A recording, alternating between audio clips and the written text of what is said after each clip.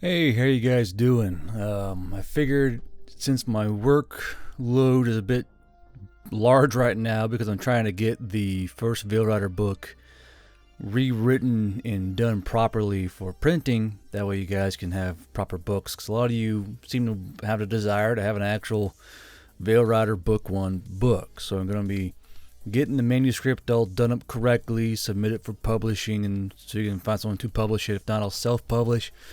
But anyway, I'm working on that. So I figured I'd bridge the gap between me working on the first book and then the work on the second book with a Q&A with questions you guys may have. So on the community page on YouTube, I had you all write down your questions, and we're just going to go ahead and go through them. So one question is, will the dwarfs' vehicles and the Veil Riders look like squat vehicles in 40k? It's going to be a no on that one. I'm going to try and stay away. You may hear airplanes in the background. I'm going to try and stay away from 40k references as much as possible because Games Workshop is a heavy some bitches, and I don't really want to deal with them. So don't expect any squat references when it comes to the dwarves, because I just don't want to deal with Games Workshop. Even if they will never ever make a squat army character or anything like that, like the entire time, they will probably still come after folks for trying to use it because it's part of their IP. So no, I would say do not expect any squatters here soon. Will someone learn magic or magic armor? Yes, there are plans in the future for having magically attuned armor and stuff like that in gear, so that's going to be a thing.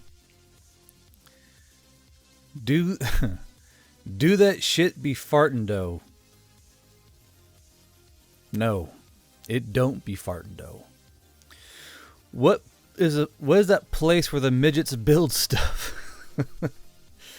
I assume you mean the engineer hold, and I believe it's called Ķerbīdir, if I remember correctly. Yeah, so Ķerbīdir is the engineer hold where Fawcett and the dwarves there will be manufacturing things for the Veil Riders. At least that's the plan anyway. Where are the centaurs? Soon, brother. Soon there'll be centaurs as far as the eye can see. Just have patience. What are the seasons like? Are they like ours, or do they have some magical seasons as well? I can say it does not rain knives. And there are ice fields way in the north and way in the south, but we shouldn't even come in contact with those. I suppose I should make an actual map for you guys, but I create the map when I need it. I have like a rough drawing of the map, and then I go into a map creator on Incarnate, and I create the map as I go. But the seasons are a lot like regular seasons. There are, like, you know, there's nothing real special about the seasons. There may be special seasons with migratory animals that go back and forth, some dangerous, some, you know, good, but for the most part the seasons are the same as ours, and there's no real raining knives seasons or anything like that. How many gods are there? There are many. There are many gods. Right now, I'm kind of like sprinkling them in when needed, but for the most part, there are a lot of gods per race. I suppose if need be, I can write like an anthology book to kind of tell you guys what all gods there are, but it's more in the future kind of thing. If this thing keeps taking off and gaining more and more viewers, I gotta eventually make an anthology book so y'all can have concrete stuff y'all can go with, because I can't spend, you know, paragraphs talking about a singular god in books. It takes up too much space. So I guess in the future I'll write like a lexicon or anthology or whatever the kids call them nowadays. How long does it take a skilled dwarf to recreate modern mechanic stuff, for example a transport vehicle? In my canon or my fantasy background, fiction background, the dwarves are highly astute at recreating things. Once they see something and get their hands on something, they can more or less recreate that to the best of their ability. I wouldn't call them like tiny, angry, bearded copy machines, but they understand things mechanically inclined extremely quickly, as well as processes. So the time it would take for a dwarf to recreate a simple transport vehicle would simply be the amount of time it takes them to recreate the machinery they need and to get resources they need in order to recreate that item. So I would say extremely quickly, and I would almost say double the time or half the time it takes for a human to do the same thing. So I would say that dwarves are twice as fast when it comes to engineering and mechanically inclined things like that. Why is there a severe lack of Lamia waifu? Like I said, I got more books planned. Y'all just need to relax. All right, I'll get there. You will all have access to your favorite flavor of waifu soon. Just need y'all to be patient. Are there remains of German soldiers' armor, or has that been lost to time? German soldiers' armor? All I gotta say for that one is just read the books and wait and see what crops up.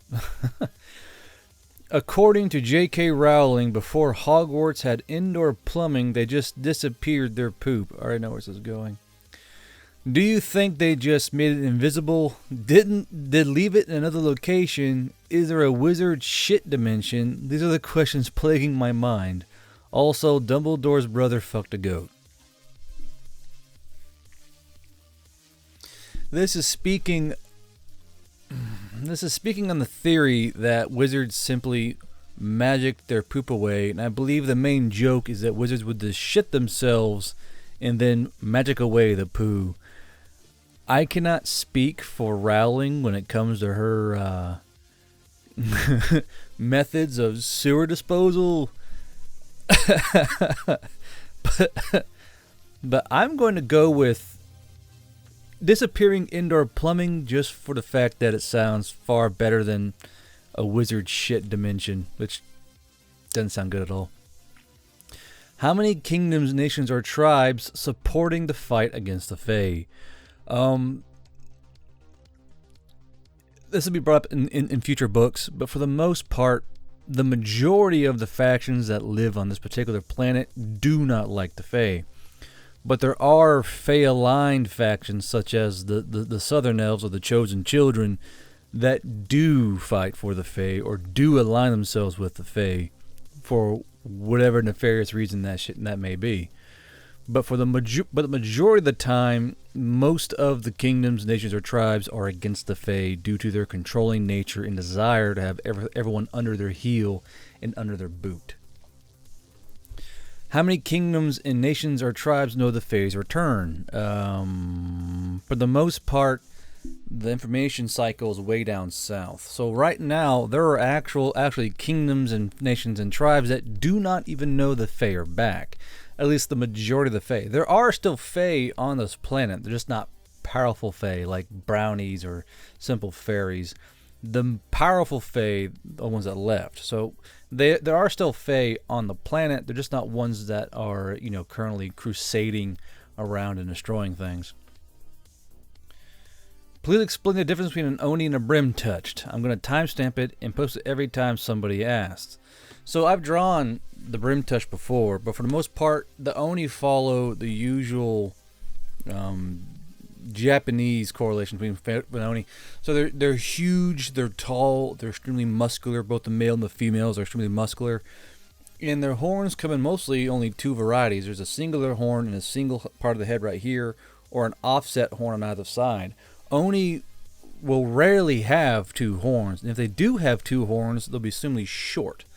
Like, say an Oni has two horns, they're not going to be very long. They'll actually be quite short. Now they're thin or fat. So they won't be long and curling, just kind of short juts. And most Oni horns won't be, intricate or long. It simply actually be mostly a single spire or a single curved spire, and that's really about it. What distinguishes Oni are their size, their skin colors, and their muscular nature.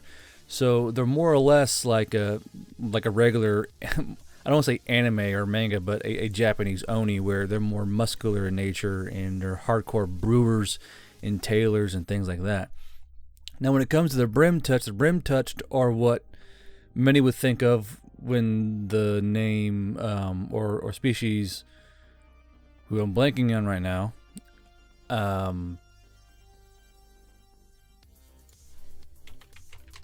tieflings.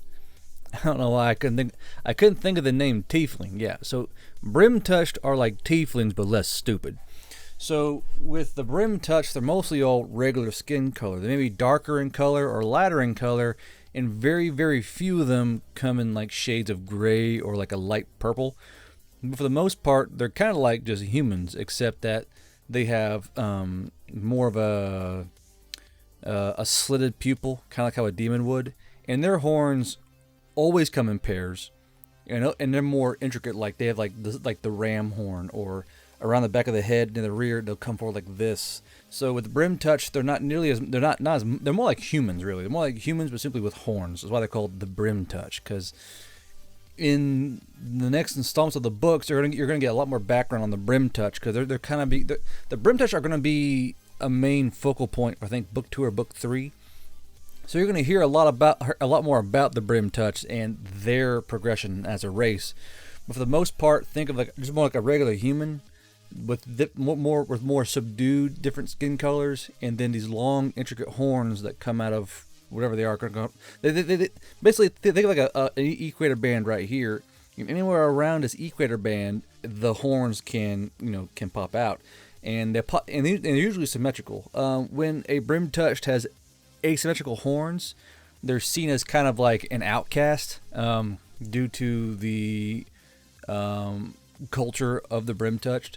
But they're the ones that are going to have more intricate, cool-looking horns, but aren't as large and muscular as the Oni. Those are the main two differing features of the Oni and the Brim-touched, is that one's much more physically imposing without having, and then the other ones is a lot more normal looking but have more intricate horns. They're more artistic. They're more about smithing and engineering, much like the Valley Elves, and that's their main difference. I believe also canonically the Brim-touched are allergic to most pepper sauces. I'm not quite sure about that. Are you planning on making Vale folk half-breeds a thing? Is Ø ⱡł potentially going to be a father of a half-elf, half-human child? Please just wait till the next books.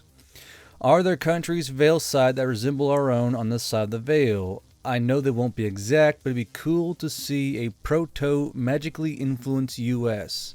How would their constitution look? How would it be extremely different than ours? Just in terms of technology and advancement, they're not quite up to the modern era. There are influences on certain cities that humans have come through and kind of like, showed them a few things.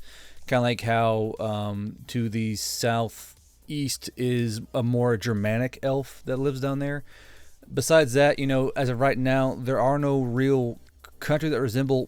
There are no real nations that resemble modern countries. It's more some would resemble past and medieval countries, if anything.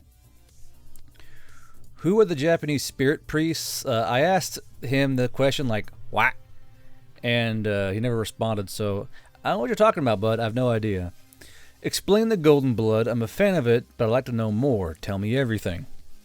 So this is also explained more in book 2 and book 3, but the core of this planet is different. I'm trying to avoid doing spoilers. But the core of this planet is different than the core of Earth. The core of Earth, as we all scientifically know, is a core of iron and nickel and shit. The core of this planet is not iron and nickel. It's something else completely. And this substance was incorporated in the first races of the Vale planet. And one of those races that had the most material inside them were the Fae. And this material had the trait of showing up as golden flecks in their blood and increased their magical abilities far beyond the regular Vale folk. So the golden blood is simply the condensed material of the core of the planet inside their veins, and they feed off of that material to increase their magical power. And their bodies have evolved to generate this material via means that will be explained later. But more or less, the golden blood is literally the core of the planet inside them. Will we get any more in-universe Veil Rider content? The original series is an absolute legend of literature. But it does leave me wishing there were more to read about it. Maybe like side stories or follow-ups relating to how both worlds at large end up after the main events have concluded. I don't know, man. I just want to hear you telling more stories of Mosin Nagants and FNFALs because the storage environment. Okay. Like I said, there's going to be more books. And when I run out of material or characters die, because I was telling the guys on Discord yesterday, the characters live and die by one of these. When I'm writing the story, I'm rolling the D20. And I use the results of the D20 to kind of lay the scene for the book. So any character, Cole, Chickley, Severus, Eris, Ø ⱡł Ⱨ all of their fates lie in this die. So anytime there's like a combat scene or something like that, I roll a D20 for each character. And it's kind of like how Domino got his face so fucked up because I roll a D20 and he didn't roll too good, but didn't roll bad enough to die. And I have plans for 6 books right now, 8 books total, but I can do side stories, no problem. I would love to do a side stories where you follow a auxiliary around. That'd be kind of fun to do. Have an auxiliary-based book where you follow the daily life of an auxiliary trooper, one of the Veil folk, as they kind of learn and work around the humans as, you know, the book continues. I think it'd be kind of fun to do. What we'd love to do is eventually make a manga out of this shit, because I can draw that kind of stuff, but it's just the time and this fucking gun counter job is killing me. If the books take off at a high velocity where I can actually quit that gun desk job, I could take the time to draw that stuff out. I could do it. It's just trying to find the damn time. And I still owe a good friend of mine his own fucking manga, and it's just so much shit to do, you know. How would you classify Tunka morphologically?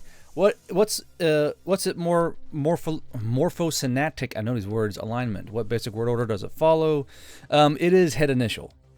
Tunka is head initial. And when you think of Tunka, think of a mix of like. Oh, how do I think of it?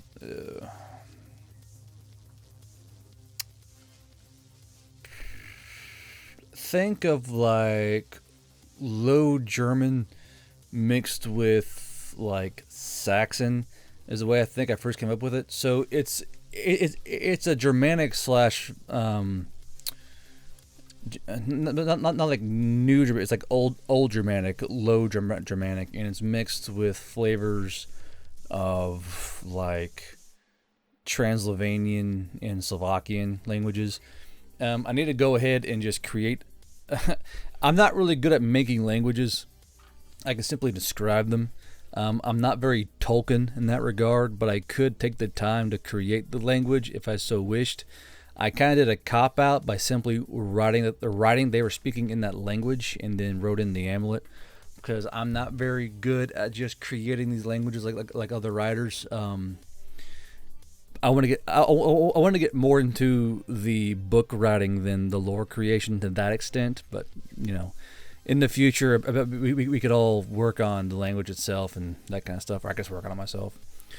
Who do you think will swell up first, Olivara, Severus, or Gremlin? Moving on. What do the people of the Veil think of the body pillow? They think of it as like an odd curiosity, and think of it as like the Veil Rider humans having like a mascot in a way. They think it's a strange oddity in one of the stranger parts of the humans, but they don't really think much of it, except that it's extremely strange and it makes no sense to them. In terms of melee weaponry and styles of weaponry, what are they for each Veil race, and are they all kind of traditional fantasy? They're not really traditional fantasy per se, except for maybe the dwarves and the orcs. A lot of the weapons are based off of the mythos that they're based off of. Like the Southern Elves and the Fae will have more Celtic-styled weapons. The Oni use Japanese-style weapons or Korean. The Dwarves use Dwarven weapons, which we're all aware of fantasy-wise, that are based off of more Nordic and also Dwarven. So that there's actually some like modern world mythos tied in them as well. The orcs are more nomadic. The centaurs will use like proper knighthood weapons like pole arms and pole hammers, pole axes, that kind of stuff, lances. And the harpies don't really use weapons because they are born with the weapons. They have claws and talons and teeth and stuff, so they don't really have a big push for having weapons since they're born with their weapons. But for the most part, most of the races follow a more modern mythos precedent with their weapons, with some historical stuff thrown in as well. Do you plan on bringing back the little girl found in the veil? The little girl is actually a pivotal point in book 3. And you guys will hear about her a lot more when they discover how the veil actually works and what's powering the veil. Do harpies have hands? Harpies have wing claws. So when the arm comes out, on their elbows are going to be where their digits are. Think of it like a bat wing of sorts, where they've evolved where the end of the hands are more part of the wing and down by the elbows, because their arms are longer, obviously. So where their hands would be is actually where their elbow is, and then on that elbow are these digits. Some harpies only have 1 digit, some have 3. It all depends on what species of harpy they are and what I decide to give them. I mean, really. Like, the Himalaya harpies will have larger, beefier talons, usually about 3, while say, like, a brush-feathered will have maybe 1, if any at all.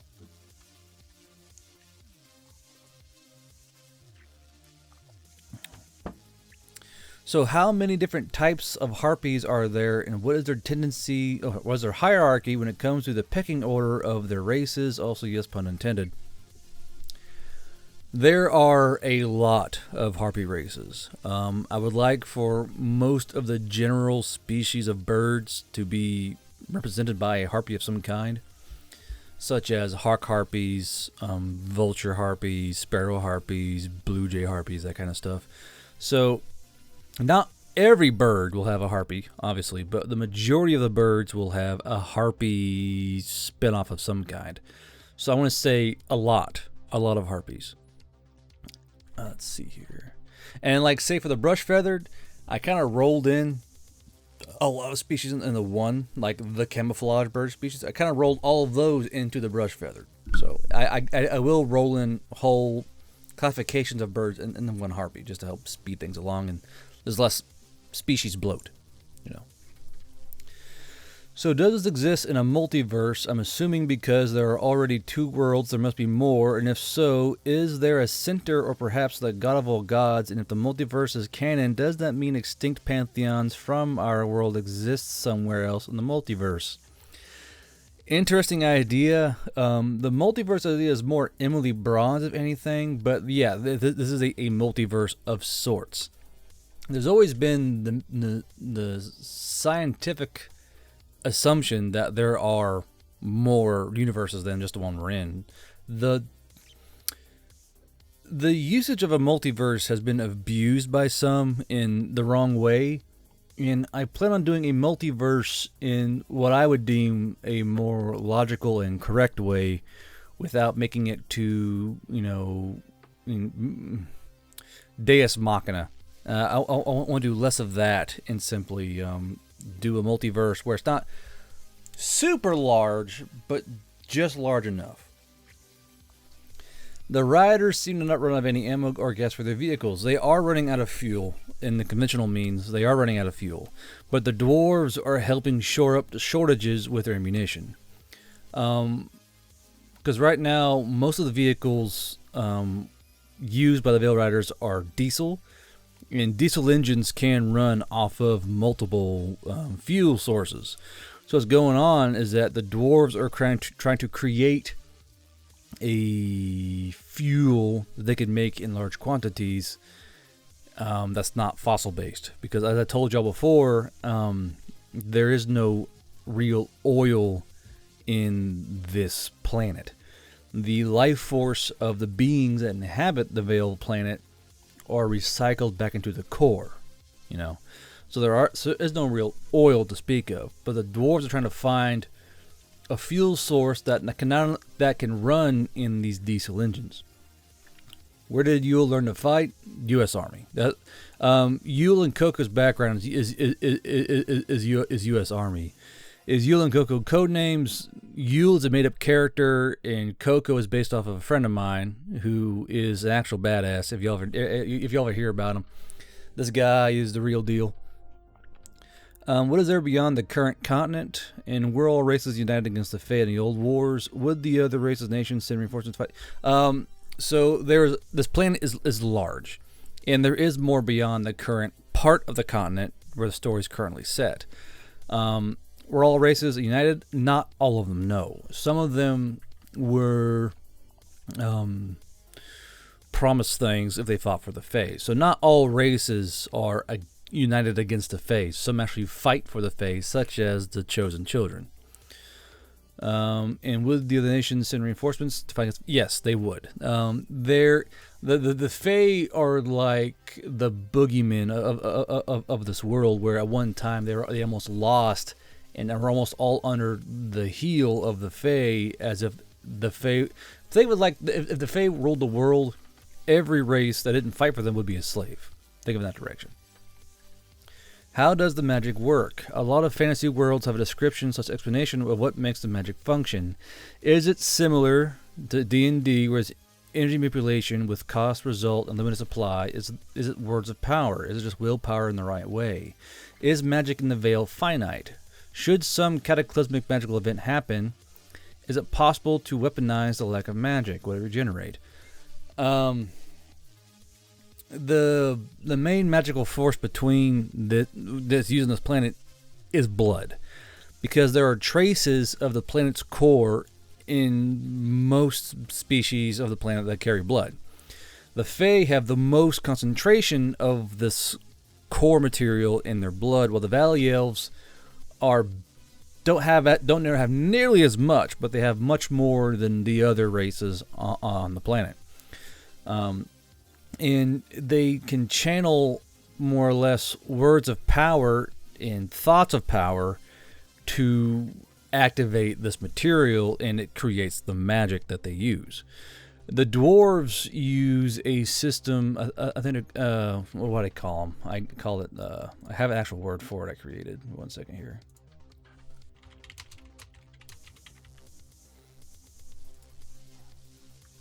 Yeah. So the dwarves use Adni Umingi, which is a kind of special stone that is mined out from the cores and hearts of mountains and deep down underneath the main crust of the planet. These are stones where the material has more or less kind of soaked into it, and I don't want to say fossilized, but consolidated, kind of like a crystal inside these stones. So when the dwarves are able to put in their runes of power given to them by their gods, it activates, well, once completed, it activates the core material inside this kind of special stone, and that in turn activates their magic without the use of blood. Now, for certain kinds of magic, blood is still required, but for the most part, dwarves can use this kind of special stone to activate rune magic instead of having to, constantly cupping their fucking fingers and wrists and check them over, magic stuff. So that's kind of how they get around it. But it's mostly a material required, a word of power or a thought of power that's been more or less toyed around with. So it's kind of like how humans found out what plants are poisoned by eating them. The races of this world found out what words activate material via trial and error. So you can say there's actually a magical language they use in order to get it to function, or they think certain things or certain emotions to make things happen as well. Kitsunes, yay or nay? What kind of government, if any, does the alliance / faction developer stumble upon and fight alongside have? Also, what other factions within the world other than these? Okay, so there are other factions you'll learn more about later on in the other books. The government is more of a classical monarchy, and with the monarchy, there are alliances made and treaties made with other monarchies, more or less. So, and then when it's not a monarchy, it's more of an agreement between cities, and then the agreement is made with the mayors or governors of those cities. So there's certain like federations or there's certain monarchies. It's more of like a mixture of medieval times, really, with some going more towards a single ruler path, some going towards like the mass rules by an elected official kind of path. So it all depends on what direction that species went and how many of them went that direction. Like the harpies, for instance, are all ruled by matriarchies. So in harpies, the alpha female, in a way, is the one who rules their flight or their people. That's who rules them. So it all depends on what species it is, really. What is the ratio of time on Earth versus time in the Veil? Okay, so I wrote it in the first chapter. I should go ahead and rewrite it. Think of it as like a beach ball, right? In the middle of this beach ball is this line. Or actually, hold on. I got a can right here. I should do this with. What's that can?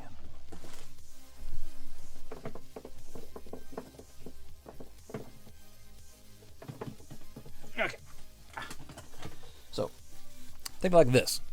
So there's a split, and these two sides can rotate. This is full of sand. I can't rotate this. Damn it. Okay, hold on. I got a better example. Okay. Come here, bottle.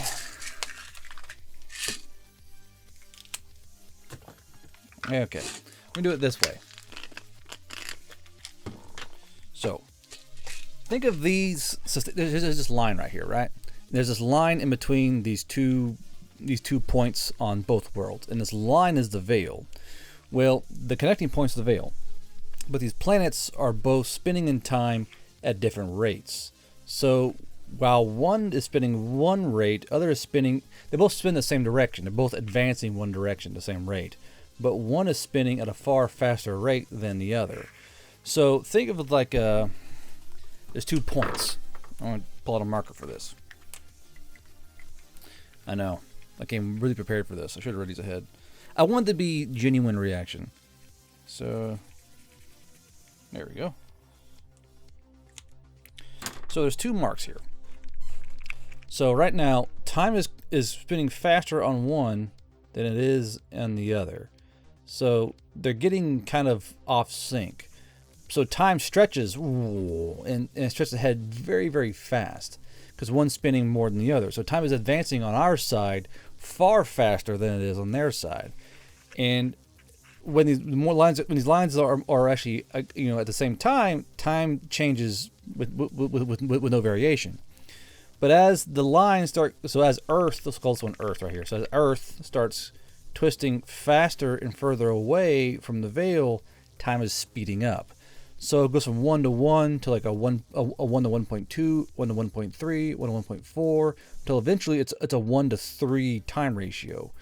Until eventually it speeds ahead so fast that the veil is left behind by years, if not tens of years or hundreds of years, until eventually time realigns in both of these planets now, or realms, or what do you want to call them, now share the same time. However, when this mark comes back around to the veil time, hundreds of years have gone by. So it's like a rubber band effect, where this thing, like where Earth slams forward hundreds of years away from the veil, but eventually time comes back to a 1-to-1 ratio after 100 or so, 200 or so years have gone by, and then time comes back to the same ratio until our planet, or planet of existence, speeds ahead again. So it's like it speeds up and slows down, speeds up and slows down, and we're slowly leaving the veil time behind.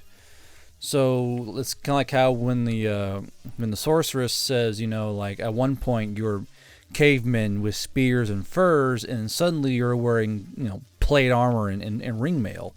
It's just one of those kind of things where they were extremely advanced compared to our beginning, but our world's traveling so fast we caught up and will soon overtake them in terms of advancements and technological advancements in science and that kind of stuff. So I hope that answers your question. If not, I'm so sorry. It makes sense to me. I hope it makes sense to you as well. Ah, goodness. All right, put all my pills back. Okay. So, do the harpies lay eggs or give birth?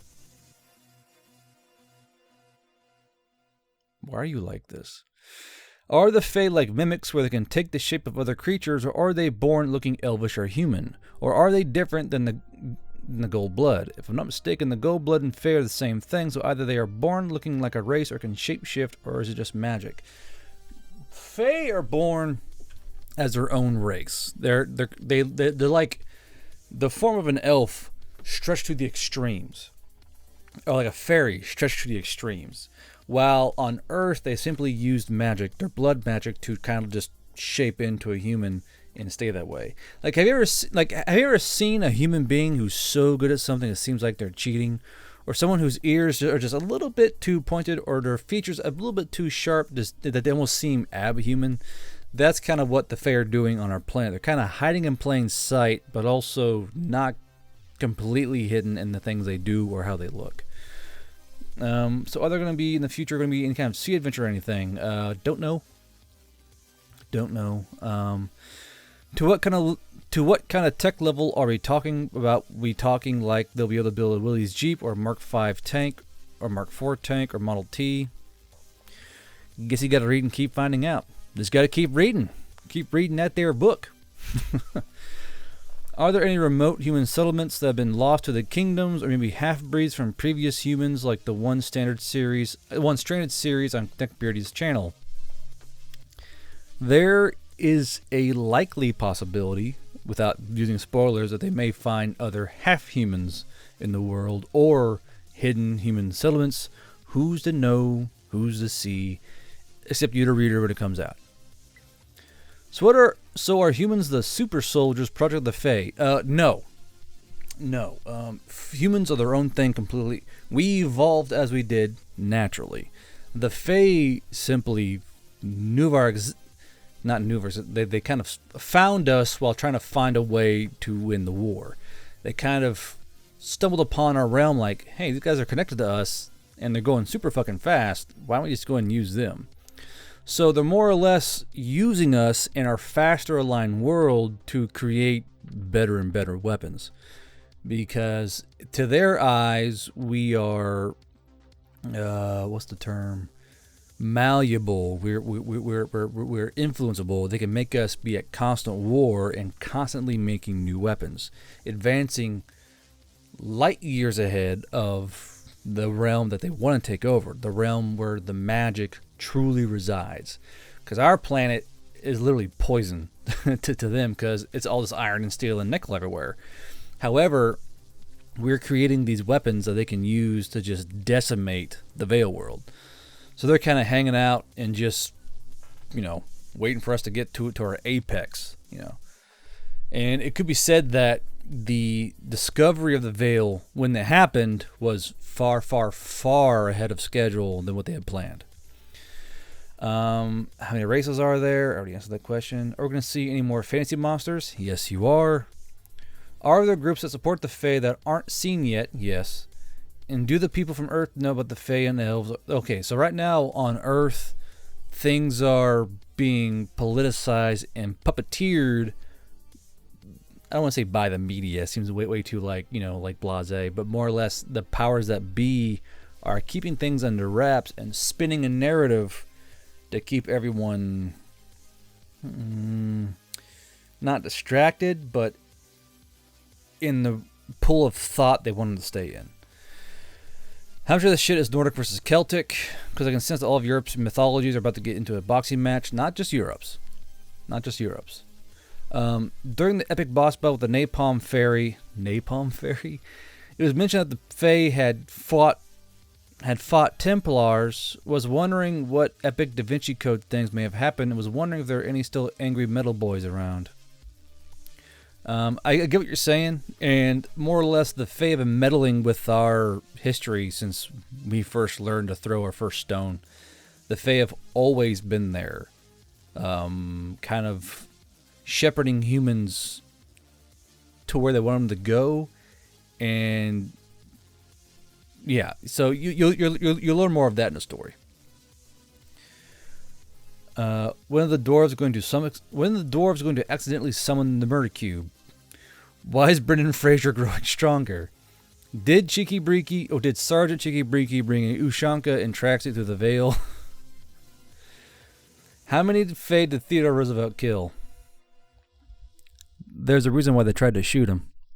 He's killed many Fae. The Fae fear the Teddy. Will we get Femboy Hooters Bradley manned by orcs? How will Gremlin react to orcs? So this is a joke on the Discord about how orcs are all femboys. That's not a thing. It's not canon. Everyone relax. Did any Fae give up on the long-term plan and just dicked around on Earth? Yes, there are many Fae who more or less said, you know what, this is all stupid, and defected and became rogue elements on Earth. And these Fae, the rogue Fae, actually are supported by the mythos of many cultures, like the Celts and the Germanics and the Nords, who had these superhuman people or these legends that could do so much, like Beowulf or Cool or Achilles.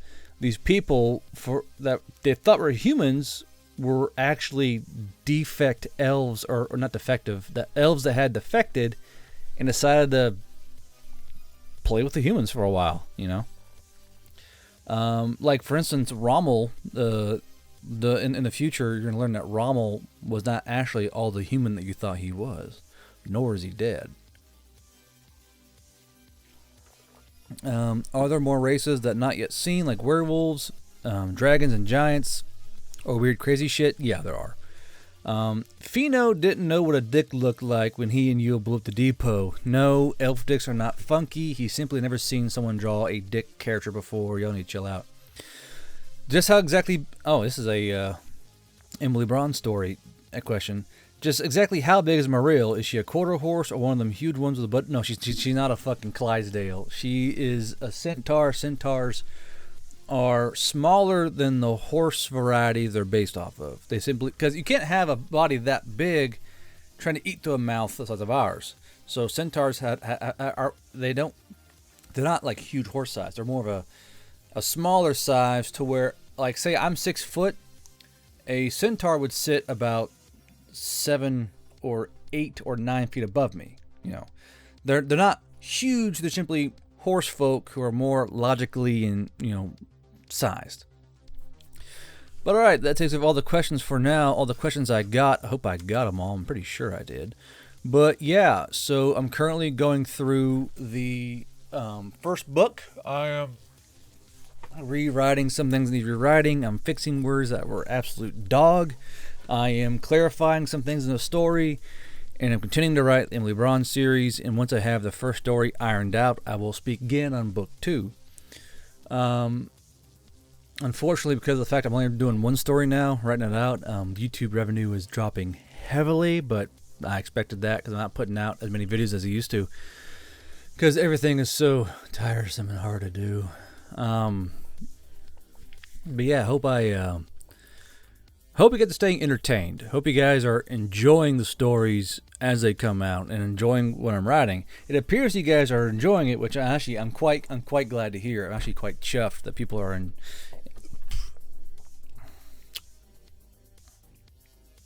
That was a weird taste. I'm glad you guys are enjoying the stories. That was a weird burp. Ugh, don't like that. Don't like that. But yeah, I hope you guys stick around. I hope you guys will share the story with those who you think might enjoy them, because I think the most of my growth is going to come from word of mouth. If I can't find a publisher, I'm going to go ahead and self-publish, probably on Amazon. It won't be as nice, but you got to do what you got to do.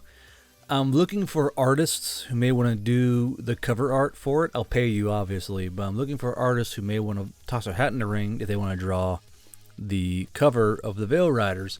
And what I would love to do, if I can't do it myself, is have slices and pages in the book that are pictures. Not like a manga, but like how there'd be that chapter and then like a picture of a character or a scene and then a chapter. So that way there's a visual breakup that helps the viewer put a face on the name. You know what I mean? Or a location or a scene to a place and a name. But that's what I'd like to do. It's what I'd like to do and have that set up as, which would be easier with the publisher, but I'm probably going to end up doing it myself because I don't see any publishers latching onto this. If you guys know a publisher by chance who might like it, I mean, drop my email, drop my name, drop the book, and let them know what they might think. I don't know. I have no idea. I'm literally just fucking stumbling in the dark when it comes to this kind of stuff. But yeah, I'm glad you guys asked the questions. I'm glad you're all sticking around. Be sure to stop by the Discord channel. Hop in there. I'm in there usually every day doing stuff. They're the sponsors. They're Skull Taker dice, which are great sets. Like this set here is my Skull Taker dice set I use when actually doing the stories in my D&D campaigns. It's a brass set. So yeah, this is some of the things they sell on here. It's a pretty big set. That just fell out. Good job me. Oh, not a smart man. And then of course there is Redcon 1, which I'm now a tier 4 operator on. And if it's like 30 more orders, I'll be a tier 3 operator. And when I'm tier 3, I'll get commissions off the orders you guys make. You don't have to order big, just order what you want or what you think you need.